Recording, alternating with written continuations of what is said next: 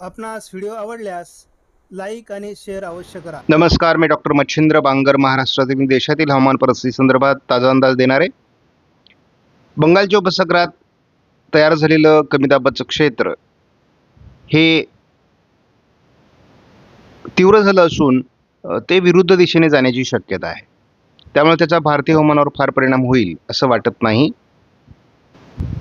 भारतीय हवामान खात्याने 23 तारखेला पुन्हा एकदा नव्याने अंदाज जाहीर केला आहे. यामध्ये विदर्भ, पूर्व मध्य प्रदेश, छत्तीसगड, ओरिसा, तेलंगणा, पश्चिम बंगाल आणि आसाम वगैरे राज्यांमध्ये पावसाचा अंदाज देण्यात आला आहे. 24 तारखेला देखील तेलंगणा, ओरिसा, पश्चिम बंगाल, आसाम या काही राज्यांमध्ये पावसाचा अंदाज देण्यात आला आहे. GFS मॉडेलनुसार आपण जेव्हा अंदाज बघतो तेव्हा केरळ, तामिळनाडूमध्ये, दक्षिण कर्नाटकात थोडं वातावरण बनण्याची शक्यता आहे. त्यानंतर मात्र म्हणजे 24 तारखेपासूनच याचा प्रभाव कमी होण्याची शक्यता देखील दाखवण्यात आली आहे. थोडं तेलंगणा, केरळ किंवा पश्चिम बंगाल, ओरिसा या राज्यांमध्ये किरकोळ पावसाची परिस्थिती निर्माण होऊ शकते. या पलीकडे याचा प्रभाव साधारण 27-28 तारखेनंतर राहणार नाही. 2 तारखेला एक WDचं क्षेत्र उत्तर भारतात आहे, परंतु अतिउत्तरेला आणि अतिशय कमजोर आहे. त्यामुळं तसं हे 4 मार्चपर्यंत कोणत्याही पावसाच्या विशेष ॲक्टिव्हिटीज दाखवण्यात आलेल्या नाहीत. थंडी तशी संपल्यात जमा आहे. आपण बघतो 23 तारखेला मराठवाडा, विदर्भ, पश्चिम महाराष्ट्र, कोकण या ठिकाणी जवळपास 22°C वरती रात्रीची थंडी आहे. थोडं उत्तर महाराष्ट्र, उत्तर कोकण या भागात 27-28 तारखेला थोडी थंडी कमी राहण्याची शक्यता आहे. मात्र हळूहळू संपूर्ण भारतात थंडीचं प्रमाण कमी होण्याची शक्यता आहे.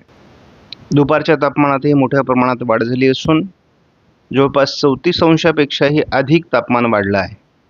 काही विभागात ते 35 ते 36° पर्यंत पोहोचण्याची शक्यता आहे.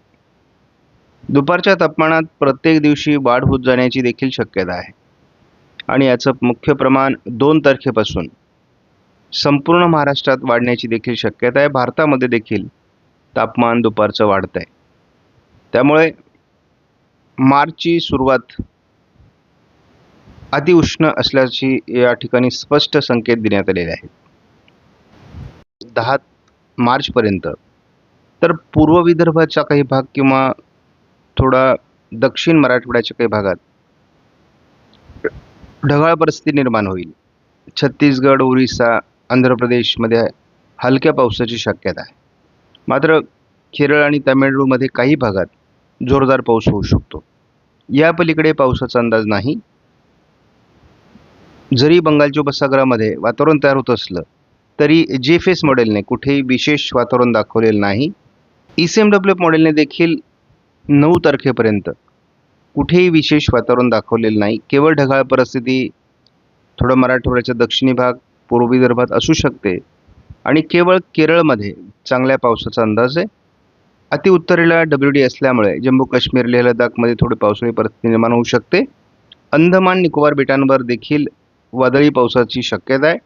मात्र हे संपूर्ण वातावरण विरुद्ध दिशेने जात असल्यामुळे महाराष्ट्रासहित भारतावर जे काही अवकाळी पावसाचं वातावरण तयार होणार होतं ते आता होणार नाही असे संकेत आहेत. आपण बघतो CFS मॉडेलने जो काही विकली म्हणजे आठवड्याचा अंदाज दिलेला होता त्यामध्ये हे बंगालच्या उपसागरातील हवामान प्रणाली विरुद्ध दिशेने जाईल असा अंदाज दिलेला होता आणि त्या पद्धतीने या हवामान प्रणालीत बदल होऊ लागला आहे.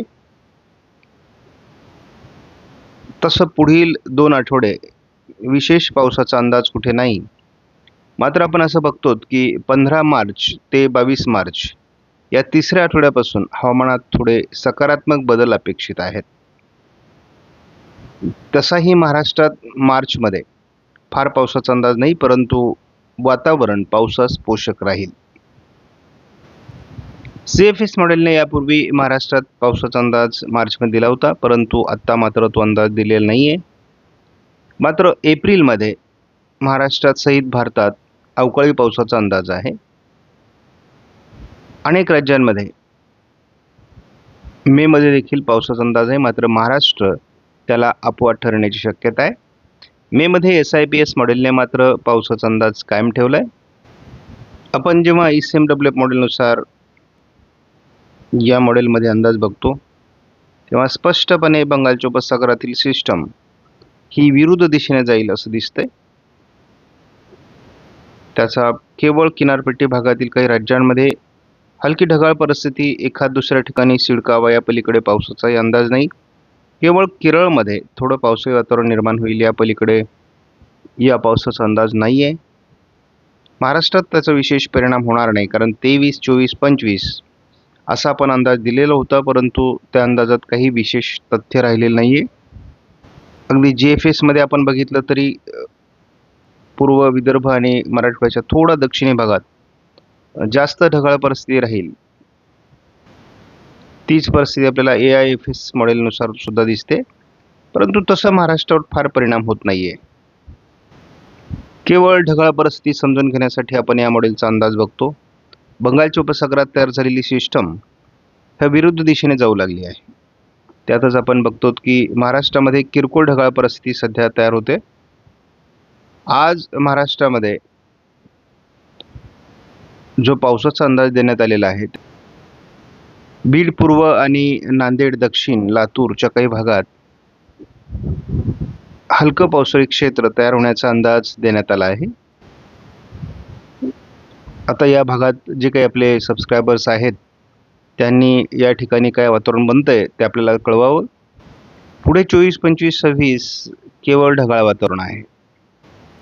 उद्या 24 तारखेला बीड जिल्ह्यामध्ये आणि थोडं चंद्रपूरच्या दक्षिणेला, सोलापूरच्या दक्षिणेला किंवा कोल्हापूर पूर्व भागामध्ये आयकॉन मॉडेलने पावसाचा अंदाज दिलेला आहे. ढगाळ परिस्थिती ही केवळ 3 तारखेपर्यंत राहणार आहे थोड्याफार भागामध्ये.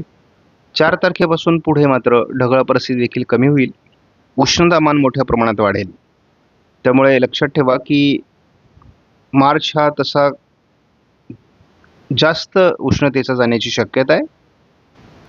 आता जवळपास स्पष्ट झालं आहे की 23 तारखेपासून तर जवळपास 1-2 तारखेपर्यंत महाराष्ट्रात ढगाळ परिस्थिती राहील. त्यानंतर मात्र ही ढगाळ परिस्थिती कमी होत जाईल. मार्चच्या 15 तारखेपर्यंत कुठल्याही प्रकारचा पावसाळीचा सध्या अंदाज नाही. हवामानात काही बदल झाला तर त्या संदर्भात आपण नक्कीच माहिती देऊ. आपणास व्हिडिओमधील माहिती महत्त्वपूर्ण वाटल्यास लाईक करा, शेअर करा, चॅनलला सबस्क्राईब करा. धन्यवाद. जय हिंद, जय महाराष्ट्र, जय बळीराजा.